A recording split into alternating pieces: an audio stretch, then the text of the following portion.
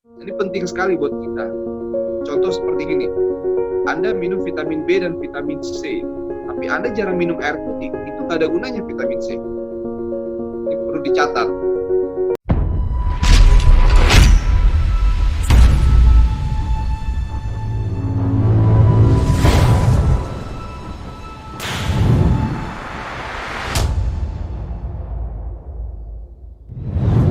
Pengobatan itu dari makanan. Hippocrates pun dia meracik obat herbal segala macam dari makanan. Dan ingat, tidak ada satu obat pun yang mengobati penyakit. Ini penting sekali, karena penyakit itu kita bilang sindrom. Oke, gejala penyakit kita bilang simptom. Untuk mengobati gejala penyakit, oke, dia bisa. Tetapi itu not the true disease, bukan penyakit sebenarnya. Jadi penyakit sebenarnya itu adalah sindrom, kerusakan organ. Itu diobati dengan cara apa? Dengan cara minum makan, dan yang terbaik adalah sup. Nah, kenapa saya memilih tema sekarang ini sup? Makanan ini kan banyak sediaannya ya, ada sup, ada gorengan, ada rebusan. Rebusan dalam arti kata steam ya, maaf, bukan rebusan di sup ya, steam. Dan juga banyak seperti dibakar, tapi yang terbaik adalah sup.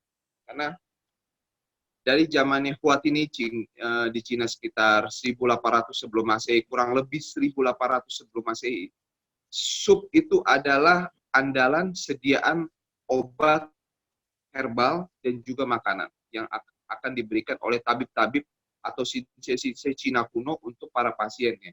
Nah, jadi kalau zaman dahulu mereka sudah mengakui bahwa sup ini adalah merupakan sediaan makanan yang terbaik untuk pengobatan, begitu pula juga di tahun sekitar 1900 berapa gitu ya, sup itu dikatakan waktu Perang Dunia Kedua ya, Perang Dunia Pertama ya, Perang Dunia Pertama, mereka bilang sup itu adalah suatu penisilin. Penisilin itu seperti antibiotik. Dan juga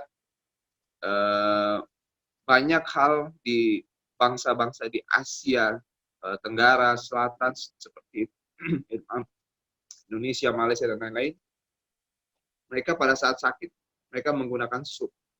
Ini penting sekali. Nah, untuk tadi Pak Iskandar bilang yang soal vitamin A, jadi di sini penekanannya adalah kalau kita bicara vitamin A, berarti kita bicara vitamin yang larut dalam lemak. Jadi vitamin itu ada dua, larut dalam lemak dan larut dalam air. Larut dalam lemak yaitu vitamin A, vitamin D, vitamin E, dan vitamin K. Kalau larut dalam air, yaitu vitamin B dan vitamin C. Nah, ini penting sekali. Jadi ada dua kelompok besar vitamin. Nah, jadi intinya adalah vitamin A ini kalau dia masuk ke dalam tubuh, kalau dia misalnya ingin digunakan oleh tubuh, tetapi di dalam tubuh kita kandungan lemak dalam tubuh kita berkurang, bisa dikatakan vitamin A itu sudah tidak ada gunanya. Nah, ini penting karena waktu dulu ada di India satu suku di mana dia mengkonsumsi vitamin A luar biasa, vitamin A luar biasa. Tetapi pada suku daerah itu semua orang kena penyakit rabun senja, terusnya juga glukoma, terus ya penglihatan apa sih susnya ya tidak baik, penglihatan jaraknya tidak baik. Nah, itu ternyata karena kan di India itu kan banyak kan vegetarian, jadi mereka tidak boleh makan daging, yang vegetarian. Jadi kalau Anda ke India, itu Anda kebanyakan semua kayak di Indonesia, semua orang kan menyiapkan makanan itu yang halal ya, sama seperti di India. Di India itu kalau kita ke restoran itu hampir mayoriti semua vegetarian.